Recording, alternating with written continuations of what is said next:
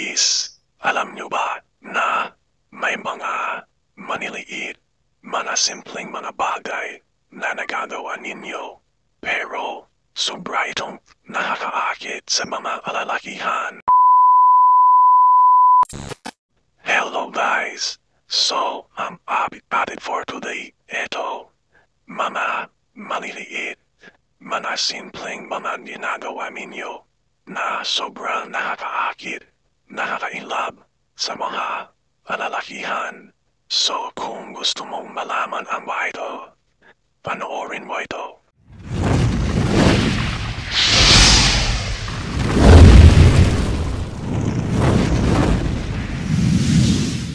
So, ito, number 1, ito yung pagiging simple. Oops, maaring may mga iba na hindi sasang-ayon dito. Pero, karamihan ng mga kalalakihan, ito talaga ang mas nagugustuhan nila sa isang babae, yung pagiging simple lang, okay? Ayaw ng lalaki, ang sobrang sofistikado, ang sobra arte, literal na arte. Siguro may iba na yun ang gusto nila, pero majority na mga boys ay ayaw nila, okay? Just be yourself. Kung ano yung komportable ka, yun ang gawin mo. Huwag ka magpanga, magpretend. Huwag kang sumunod sa mga bagay-bagay na hindi mo gusto. Hindi porket yan ay in or puso or trending ay ginagaya mo para lang na hindi ka naiiwan sa mga ganyan. Mas mapapansin ka pa nga ng lalaki kung mo nakikita niya na iba ka. Yan yung mga bagay na sobrang makaka-attract sa lalaki. Hinahanaan na mas madaling ma-inlove sa iyo ang lalaki. So ayan po ang number 1. Number 2, ito yung pagpapakita ng kabaitan, okay? Maaring ito na yung nawawala sa panahon na yon, yung pagiging mabait, di ba? Example na lang kapag meron ka na-encounter na tao or individual na nanahailangan ng tulong, willing ka na siya ay tulungan. Isang example na lang yan, pero sa panahon kasi ngayon, marami na ang ayaw tumulong dahil minsan yung akala mo ay nananailangan ng tulong ay mga budol pala, mga scam. Dahil sa panahon na yon sobrang maingat din ang mga tao. Pero kapag talagang ikaw ay mabait na tao, handa ka talagang tumulong kahit sino pa man na yan. Pero siyempre maging maingat pa rin tayo. At kapag nakita yan ng isang lalaki, sobrang hahanayan sa iyo at isa yan sa mga katangian na sobra nagugustuhan ng lalaki. Sigurado na yan ay madaling ma-inlove sa iyo kapag yan ang makita sa iyo bilang isang mabait na babae. Number 2. Number 3, ito yung naaalala niya ang mga maliliit na detalye tungkol sa iyo. Sa mga ganitong pagkakataon, ibig sabihin ay magkakilala na kayo for acquaintances na kayo. So, kapag nakikita mo na ginagawa yan ng babae sa iyo, ibig sabihin meron niyang interest sa iyo. Magugulat ka na lang, binabati ka ng happy birthday, o kaliba, o kaya inaayahan kumain, at alam na alam niya kung ano yung mga paborito mong pagkain, diba? Makuulog na agad-agad yan, lalong-lalo na kapag yung lalaki ay interesado rin sa iyo, okay? Ipinapakita ng mga gestures mo na yan na talagang naaalala mo ang mga bagay-bagay na mahalaga sa buhay ng lalaki na yan. Sigurado na yan ay maiinam sa iyo. So ayan po ang number 3. Number 4, ito yung pagpapakita ng suporta. Ginagawa yan sa mga taong malapit sa iyo, okay? Kaya kapag ang babae ay nagpapakita ng pagsuporta sa mga ginagawa mo, ibig sabihin ay may something, di ba? Most of the time kasi, wala namang pakialam ang tao sa ginagawa mo unless na meron siyang napapakinabangan sa iyo. Aside from that, wala. So, kapag nakikita mo na sinusuportahan ka ng isang babae, ibig sabihin yan ay meron din niyang interest sa iyo. Nagugustuhan ka niya. At ang mga lalaki, kapag nakikita niya na sinusuportahan mo siya, pumahana siya sa mga ganyang mga ginagawa mo sa kanya. Kapag nakita yan ng lalaki sa inyo, sigurado na maiimlam yan. Okay? So yan po ang number 4. Number 5, eto yung matamis mong mamangiti. Wow! Alam nyo, ang ngiti talaga na yan.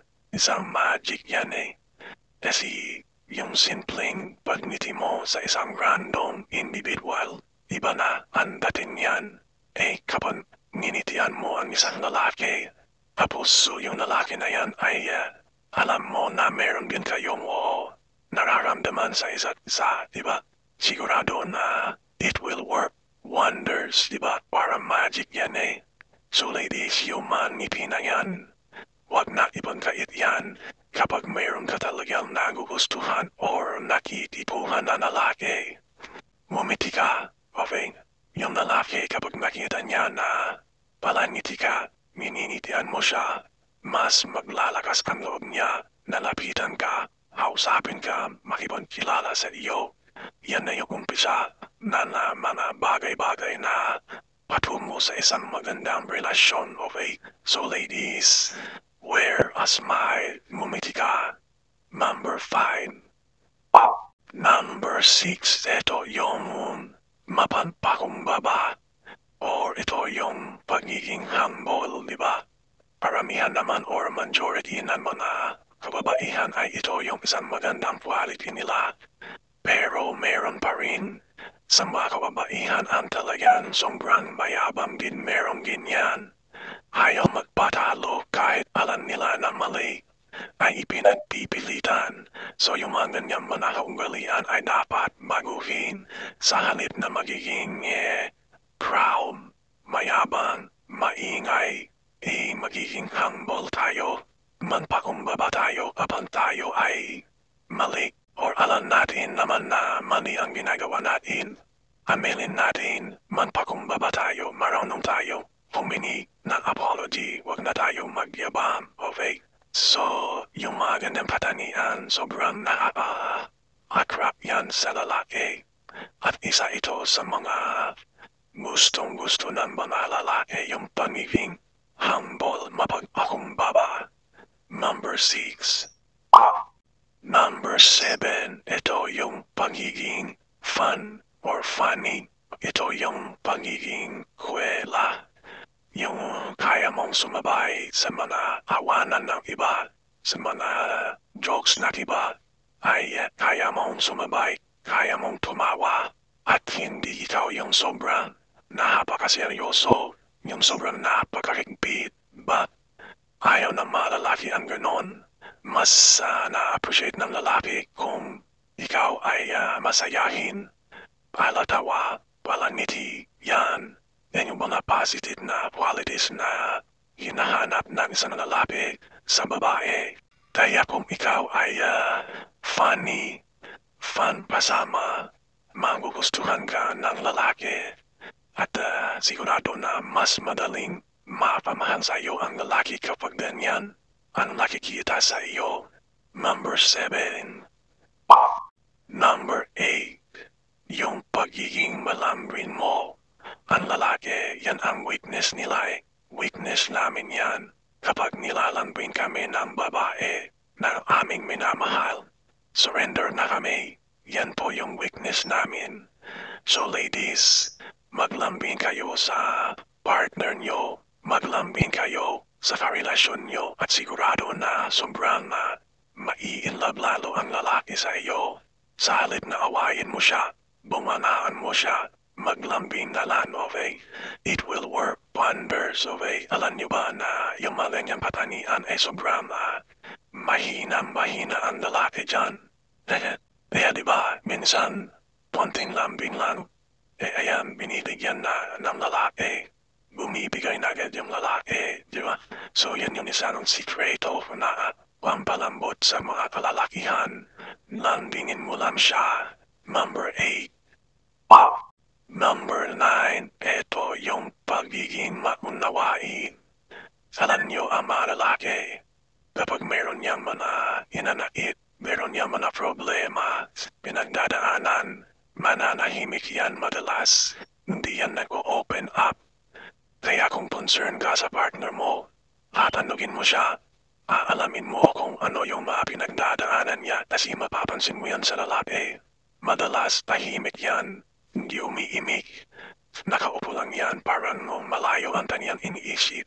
Kapag ganon, lapitan mo siya, alamin mo, ipakita mo na concern ka.